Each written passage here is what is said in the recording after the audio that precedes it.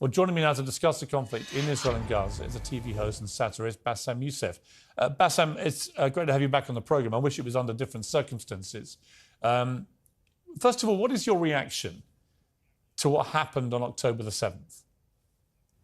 Oh, it was terrible, of course. I mean, we kind of get our news kind of also secondhand because, you know, my wife's family, they live in Gaza. They have cousins and uncles there. And their house also was bombed. We haven't been able to communicate with them for the past 3 days. Communication are lost.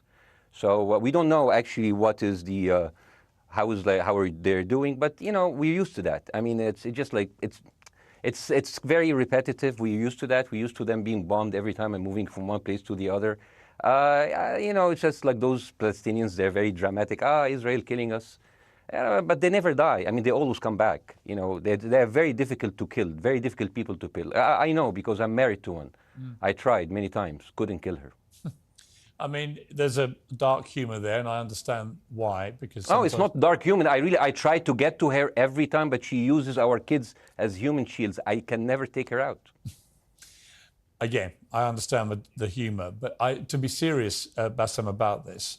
Tonight, there is... I will be serious. Now, I will be serious. I was watching your interview with Ben Shapiro, and I'll tell you one thing. Yeah. I think that Ben Shapiro is one of the smartest people who ever walked this earth. He's very, very smart. I follow him, and I believe everything he said. And when he came on your show, his solution was, and I quote, his solution was that the solution for this is for Israel to annex Gaza and to kill as many son of bitches as possible to make sure that this will never happen again. And anyone who called for a ceasefire will be a terrorist sympathizer. So God forbid, I don't want to be labeled as a terrorist sympathizer. So I agree with Ben Shapiro. I think we should kill as many son of bitches as possible. Well, let me, so okay, far, but Bاسم, let me... so far, 3,500 people were killed, including 5,000 son of bitches in the bombing of the Baptist hospital as we speak right now. 1/3 of those 3,500 were children. So my question to Ben Shapiro is, how many more son of bitches do we need to kill so Ben Shapiro is happy? Okay, because it changes from 1 year. It changes from one. I'm sorry that. Listen. I'm really at a disadvantage here. I'm looking at a camera. I don't see you. I can hear you on my ear. The reason I'm interrupting is I think you're conflating different interviews with Ben Shapiro. He didn't use the phrase "sons of bitches" with me. Let me play to you what he actually said on my show. He did. Go back to your interview. No, he didn't. That was another interview. But let me play what he said to me here. Well, frankly, I don't believe in proportionate response to terrorism. I believe that the way that you stop terrorism is with wildly disproportionate response. That doesn't mean in terms of targeting civilians. It means in terms of killing as many terrorists as humanly possible and allowing them to dictate the terms of engagement by hiding behind civilians in areas that they are supposedly responsible for means that the only option for Israel is to surrender to Hamas's hatred of its own citizens, its willingness to use its own children as human shields. No country worth its salt could ever do that. Now, that is substantively different to what you said he said, right? He's talking there but specifically about Hamas terrorists. I agree with him.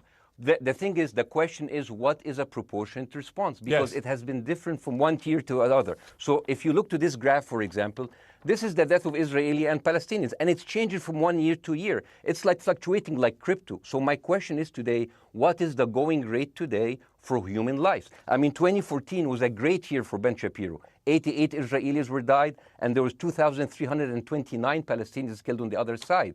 That is one Israeli for 27 Palestinians. That is a very good exchange rate. What I'm saying is, what is the exchange rate for today?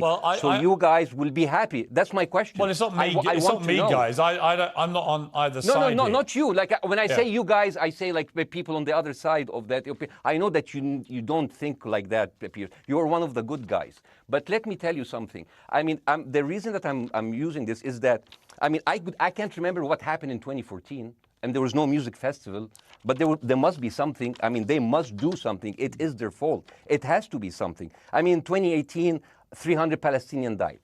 Who's counting, you know?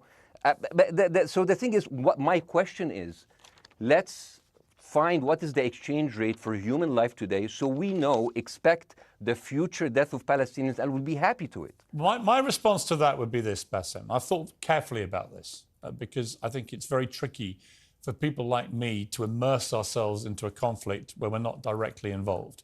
And I thought carefully about what I feel about this. I feel that the scale of what Hamas did on October the 7th supersedes anything else I've seen in this conflict, really ever.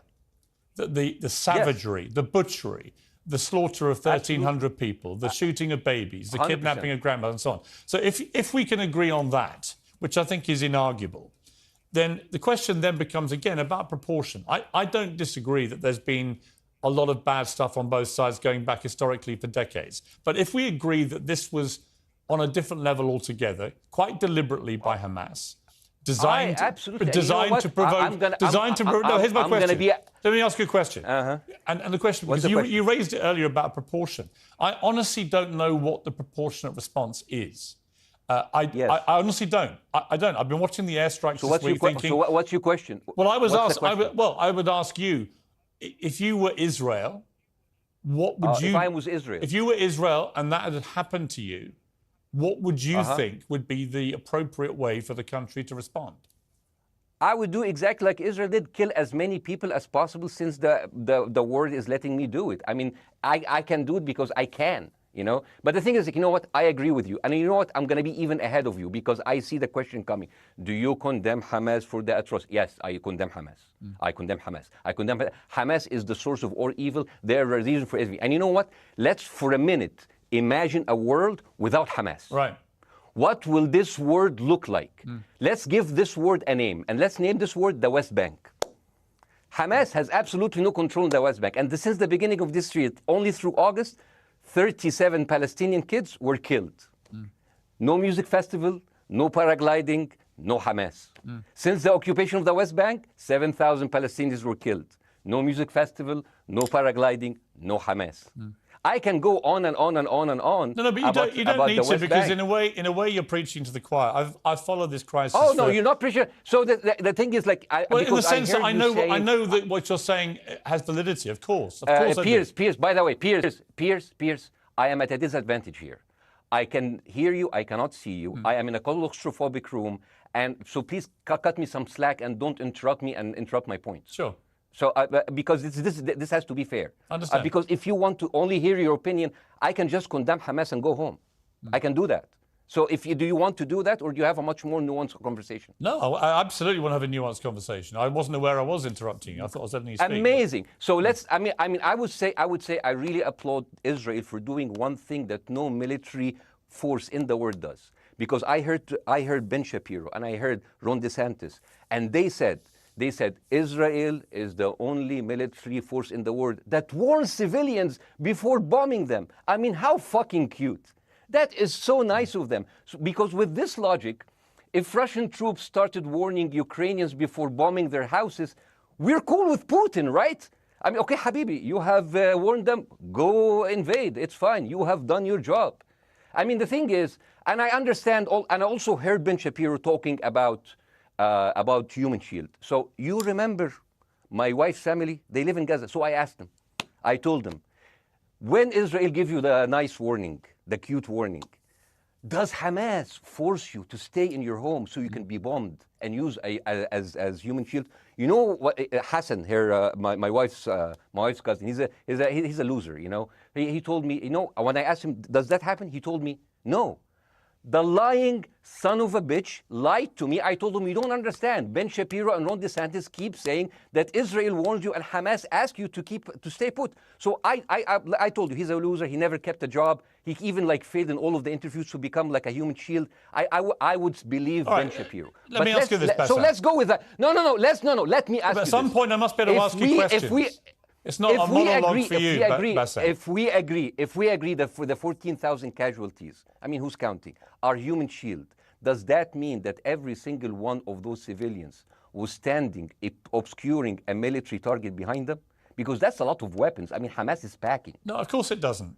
And look, So there's some collateral damage. Lots of collateral damage. Yes. It's fine, yeah. You kill some to save some and then kill some more. Yeah, I agree. Yeah. Well, let me ask you this. Again, it comes back to proportionate response. When the world decided it had to get rid of ISIS because of the appalling butchery they were carrying out, it did so by also killing very sadly, a lot of civilians along the way by doing airstrikes against places which but killing civilians are inevitable. You said that in the beginning. My point is, it's inevitable. Yeah, but once Israel has decided that they want to get rid of Hamas, and Hamas is embedded with civilian population, I'm very concerned about what's going to happen next. I've written a column tonight saying, I remember the Iraq War, which I opposed, right? I remember all this. So my question for you is, what would you think would be an appropriate response by Israel to what happened?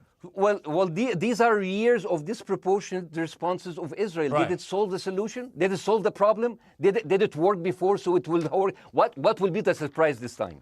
What will be the twist that will make this work this time? What will be different this time? Seriously, I mean, like, this is only the last 15 years. I mean, because it's too many papers. I just got this. But how will this be different? And the thing is, I am so glad in the introduction that you mentioned the Iraq War. I applaud you, Piers, for saying that, because you were honest about it. You said that spreading lies like WMDs make people look at those people as less of humans, and they would accept the death of 1 million Iraqi, whether by sanctions or by invasion, right? You are a good man. This is amazing. And you know what is similar? Is when you spread the lies of 40 decapitated babies, although it was refuted. So what happens when people hear that, killing babies is horrible. But when you say decapitated 40 babies, you are planting a certain image with a certain trigger in people's mind. Who has said that? Who has said 40? Who has said that? Who has said 40 decapitated? Who has said that? You have repeated. No, I haven't. What? I've never said that. You haven't said on your show 40 decapitated babies? Never. Ben Shapiro didn't say it? No. Ron DeSantis didn't say Nobody it? has said it? Okay, no, nobody said it? No. Oh, okay, maybe I am wrong. Decapitated. Here's you're wrong. I've never said that. What happened, no, you're wrong. But the thing is,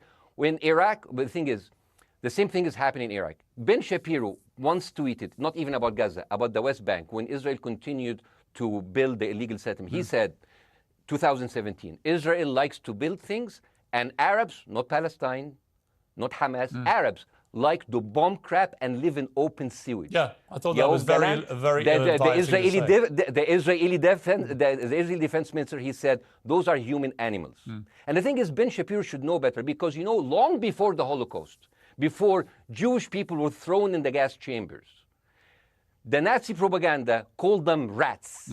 Now, as a human being, I will never accept that another human being being thrown into a gas chamber, but a rat, kill 10, kill 1,000, 3,500. They are son of a bitch. They are human animals who live in open sewage and decapitate babies. And because of that propaganda, Mr. Morgan, that guy in Illinois, the 71-years-old guy, he killed, stabbing the 6-year-old Palestinian kid in Illinois 26 times. And he used to play with him. They used to be friends.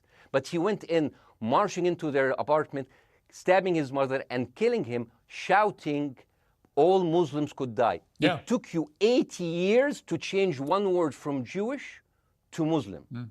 And then you transferred your guilt to us and took away our land. Bassem, let me ask you a question. That deal sucks, man. Let me ask you a question. How do we get from where we are now to peace?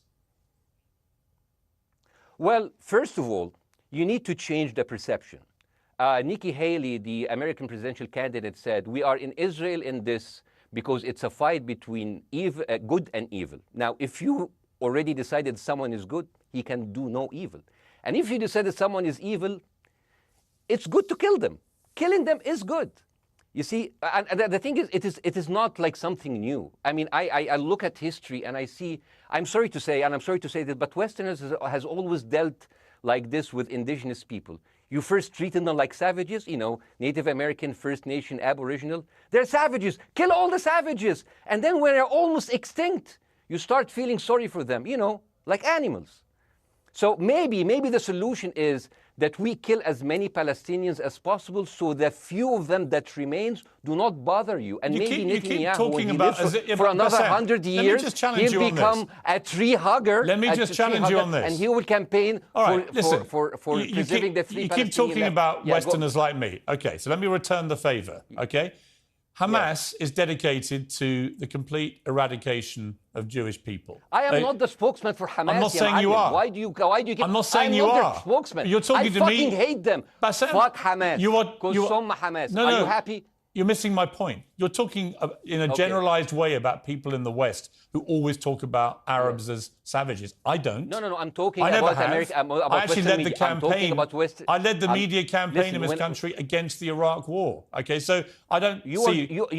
I don't see people in the Middle East as savages. You are one of the good ones. But what I would say is... I'm not talking about you. You're great. No, it's not about me being amazing. Great. We love you. It's about the way Hamas behaved on October the 7th was like savages, like a pack of savages. It was the worst atrocity against Jewish people since the Holocaust. There has to be... Of course. There has to be a response. They should be eradicated. My question for you is, notwithstanding the history, Bassem, what is the proportionate response? But I don't know. But there's no Hamas in the West Bank and they're still dying there. So what's your excuse? I don't have any excuse. Okay, what's your explanation? Sorry, my earpiece went down. Listen, I don't make any pretense that this hasn't been a massive problem between Palestine and Israel going back to the mid-40s. We all know this, right? Piers, listen. I'm not saying that you're making excuses, but if you are adopting a certain point of view, you have to at least defend it. I'm telling you, there is no Hamas in the West Bank. What is the excuse? Not your excuse. What is the excuse to kill those people? Well, listen, this question of proportionality is one that... No, answer my question. I've been answering your question. You answer mine. It's actually not my job to answer your questions. It's not. Okay, not your job. Not. I agree with you. I'm more interested in you, who has family in Gaza, who's an Egyptian in the Middle East, right? I'm more interested in what you have to say. Okay, I'm telling you. I think Hamas is the problem, okay? Right. Now, let's say Hamas is removed. Let's Hamas. Yeah. I'm agreeing with everything. You want me to condemn Hamas? I will condemn Hamas, Hummus, Hassan, everybody. Guys, say wait. I can't hear you. The earpiece. Damn. Okay. Oops. Okay. Yeah. Okay. I do need help. I think. Okay. Just go back. Is he there? You go back. Can you hear me? Okay, go. Thank you, guys. Can you hear Bassem? Yeah. Now I can hear you. Okay. So here's the thing. Can you hear? Okay. Yeah. So Isaac, let's say, for example, Hamas ceased to exist. Okay. Do you hear me? Yes. Yeah. Hamas ceased to exist today. Now, right now, in Palestine, in West Bank and Gaza, 20% of Palestinians go through Israeli prison system, whether imprisonment, whether interrogation, whether torture, and the rest of them, they live a life of daily loss of land, of homes, of life, and they are suffocated by this. So let me ask you something. If you are a Palestinian living into these conditions for decades, would you sympathize with your oppressor or sympathize with the people who claim they resist them even if they are terrorists? I have made no secret that I think the conditions Palestinians have had to exist under are completely unacceptable. I've said that for years. So the question then becomes, how do you forge peace between two warring parts of that region who for decades have approached peace, in my view, with mutual sledgehammers, with no actual desire to have peace? And I think it comes down in the end to great leadership.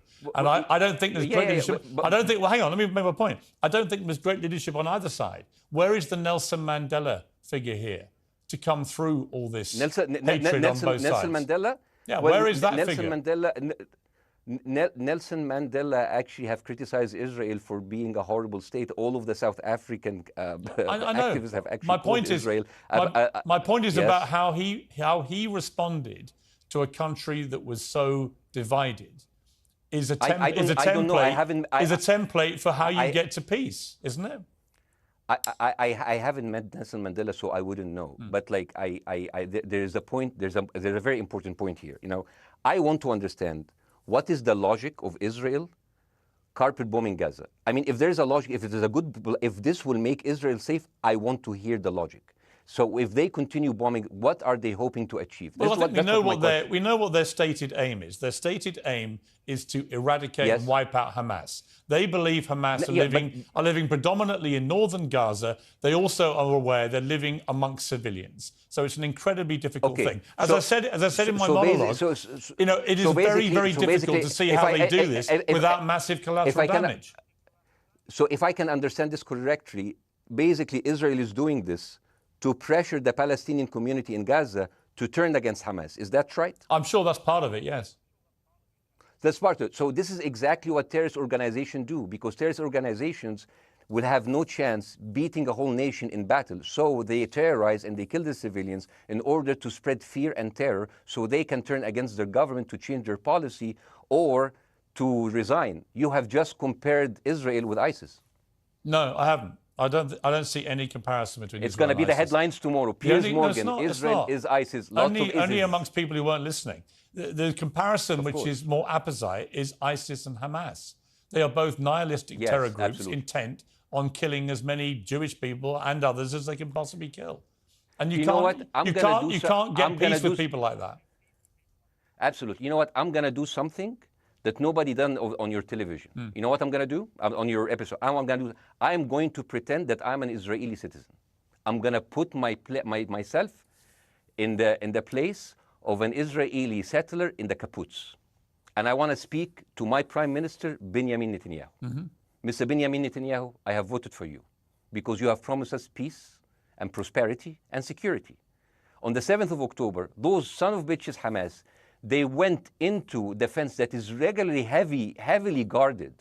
Usually if there's like a dove that comes close to it, it will be shot. Those people went in and they went for 6 hours before IDF forces was deployed, killing our friends, our families, kidnapping our grandmothers and babies, and went in.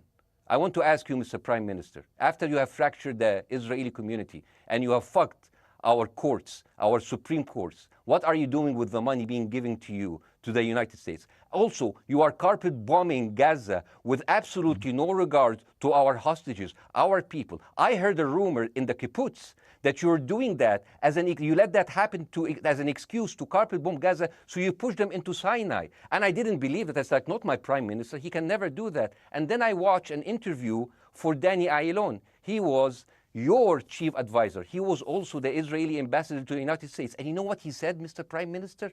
He said that the solution for those Palestinians is to go into a vast land of Sinai and live into tent cities temporarily, temporarily, wink wink, until we build Gaza again, and then we invite you back. يعني عبط احنا بقى. يعني فاهمني؟ We've seen this movie before. So يعني, and when I saw this, I couldn't explain to my fellows in the kibbutz, how come our Israeli government is trading human lives for another piece of land? So as an Israeli citizen, I need to hold my Israeli government accountable. And as an American citizen, I want to know all of these money that we are giving to Israel. We're giving them $4 billion every year. Joe Biden said it's the best investment America ever done. Well, if I am in the place of Joe Biden, I would say, sorry, don't speak. I would say, if I was Joe Biden, I would go down and whisper in the ears of Netanyahu and tell them, I hate bad investments. They haunt me, like Littlefinger in Game of Thrones. But the thing is, this is the problem. Israel always victimizes itself, and I have never seen a victim putting their oppressor under siege and bombing them 24/7. Israel wants you to believe that they are the victim. Dealing with Israel is so difficult. It's like being in a relationship with a narcissistic psychopath. He fucks you up, and then he makes you think it's your fault. All right, you look at Israel as Superman, but they're really Homelander. Wallahi, they are shooting Bassem, fish in a barrel, and they are annoyed with the splashes. Bassem, I want to say two things. One, if you could just slightly mind your language. We are uncensored, but if you keep swearing... I'm very sorry. We have to apologise to viewers who may be offended by that. I apologise. But I understand passions run high, so let's not get too bogged down about the odd swear word. I apologise to the viewers. I apologise to the viewers for my language. My second question is this. After the sight of dead civilians. After the break, we have the managing director of the Daily Wire, which is Ben Shapiro's company. We were going to interview him on his own, but he's happy to come on and talk with you directly if you are prepared to stay. Well, of course, I can stay, but again, I am... I am in a disadvantage, and I would like to have my space to respond. Okay, we'll come back after the break. Because here's the thing. There's Bassem, two things we've I want got to go to a before, break. all right. When we come back from the break, it'll be you and Jeremy Boring from the Daily Wire. I have news. We're taking a short break, Bassem. I'll be back. Welcome back to Uncensored. For more on the situation in Israel, I'm joined now by the CEO and co-founder of the Daily Wire, Ben Shapiro's partner, Jeremy Boring. Jeremy, thank you very much indeed for joining me. I'm sorry we demoted you earlier to mere MD. You are the CEO and co-founder. You know Ben Shapiro better than anyone, really. I did a big interview with Ben, obviously, the other night, which went around the world and has sparked a big reaction, including from our guest, Bassem Youssef, who's still with us. First of all, you've been listening to Bassem and what he's been saying. What's your response? Well, first of all, I make it a point not to speak for Ben Shapiro. He's got a 20 IQ points on me and speaks for a living professionally, so he's much better prepared to defend himself. But as his business partner, as his best friend, I do feel like I have to respond to the things that Bassem was just saying. First of all, the question of how many sons of bitches have to be killed in order to end this conflict, I suppose that the answer is as many of them as it takes. That doesn't mean that I or Ben or any decent person in their right mind is happy with the killing of civilians. I posted at the very beginning of this conflict that a woman or a child blown apart in Gaza is just as tragic as a Jewish baby killed in one of the settlements. That doesn't mean that Israel's actions and the actions of Hamas are morally equivalent. You know, the tragedy is the tragedy, but the moral equivalency is nonsense. If you entered Israel with the express purpose of targeting and murdering civilians with your own hands in cold blood, that is not comparable to Israel bombing targets in the Gaza Strip and killing civilians as a terrible, tragic consequence. War is terrible. War is an awful thing. That's why decent people don't lightly engage in war, and why Hamas should not have incited this war. You know, we can talk about the history of the Israeli conflict. I'm not a professional political commentator. I'm a CEO. I'm a screenwriter, and I'm certainly not Ben Shapiro. I'm not here to discuss the history of the Israeli-Palestinian conflict, but we all saw what happened on October 7th. And the idea that Israel was not going to react severely to that, or that Israel should not react severely to that, is ludicrous. And Jeremy, let me ask you that Ben Shapiro should be a moderating voice, that Ben Shapiro should be, saying, no, Israel should not respond in this situation. That's nonsense. Let me ask you, though, Jeremy, the question which I think is the big question. What is a proportionate response to that outrage on October the 7th, which is the worst attack on Jewish people since the Holocaust? What is proportionate? If it's true, as reports are suggesting tonight, that there may have been a hospital hit by an Israeli strike and up to 500 people or more have died, that would seem to me, if that is verified, and it's not verified yet, you know, we don't know exactly what has happened other than there's been a hit on this hospital. But if that is verified to have been an Israeli strike, that will strike many people as disproportionate. Certainly. Well, first of all, I don't know what a proportionate response is or why we would want it.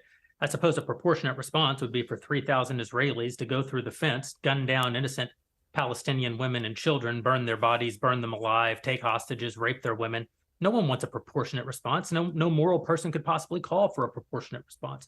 The purpose of war is to defeat your enemy. The West has, in my lifetime, forgotten the purpose of war because the true cost of war is so terrible. The last time the West engaged in war and won it was World War II, and they did it through incredible brutality. They did it by bringing their enemies to heel. That is not a thing to That's not a thing to rah-rah about. That's not a thing to look forward to. As I said, all decent people should avoid war. But I think the sort of lie of the post-World War II, the post-war consensus lie, is that somehow war in which you kill a bunch of people and don't secure victory is morally superior to war where you do secure victory. I would say that the only way to morally justify a war is to win it. Otherwise, the very argument that brought you into the war, this enemy must be defeated, ends up being proven a lie. I mean, Afghanistan, I think America had every right to go into Afghanistan. The Taliban was harboring Osama bin Laden and Al-Qaeda. Al-Qaeda flew planes into buildings in the United States, killed thousands of our citizens, brought the nation into untold agony, pain, and horror. America had every right morally to go in and destroy the Taliban and destroy Al-Qaeda. Yeah, but I would argue, the Taliban now rules in Afghanistan. The war was not won. But that's my point, actually. I've done a column about this tonight for The Sun here in the UK, which is I was editor of a newspaper when the Iraq war happened. I opposed it very aggressively as the editor of the paper. And sadly, we were borne out by events. It was a complete disaster, the Iraq War, in my view. It was illegally contested, I think. And the consequences were appalling in terms of loss of life, 1 million people, in terms of ISIS being allowed to breed and create their merry hell around the world, in terms of complete dismantlement of Iraq itself as a functioning country.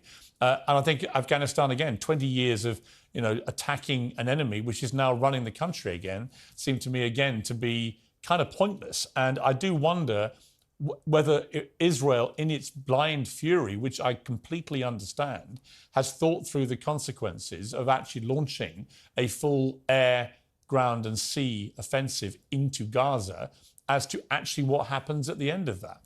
Well, I suppose Israel wasn't really given the opportunity to fully contemplate what the consequences of that action might be, because Israel didn't instigate this war. This war was instigated by a horrible terrorist attack on Israel, and a state is put in a position where it has to respond.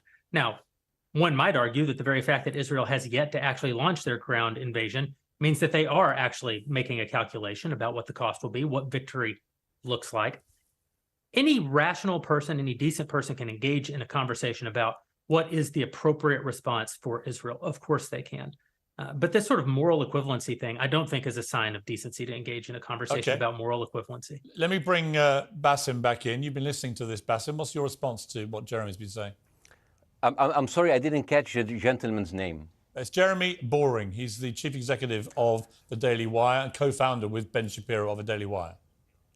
Hi, Jeremy. Please say hello to Ben Shapiro and please tell him that I do think he is the smartest person to ever walk the earth. Thank you so much. So, as a response to Jeremy, I agree with everything you said. I mean, what is disproportionate? I mean, he just used the examples from Second World War and America, showing that civilian casualty is, I mean, I heard his voice. He was very sad, and as he was telling us, it is so inevitable to kill so many civilians because it's something that we cannot avoid. I hear the sadness in his voice, and I know that it's a very difficult decision to kill all of these civilians because that's for a higher cause, and I understand. But my question, I have two questions. The question is, how can you justify the killing in the West Bank where Hamas does not exist? And if the disproportionate response during over all of these years have actually worked, what will be new this time that did not happen before? I just want to. That was my question. Okay, that Baasim, was my question. I'm gonna. Okay. So now, if I ask the question, can I say something on my side? Well, a little bit personal? Baasim, with respect, a little bit personal. Baasim, with respect, I gave you half the show to have your side. Jeremy's had a lot less time. I'm going to have to. You move want me on. to leave? Baasim, I'm going to have to let you go because we've been on air with you for 40 minutes. Okay. Now. Bye bye. Right? But listen, bye.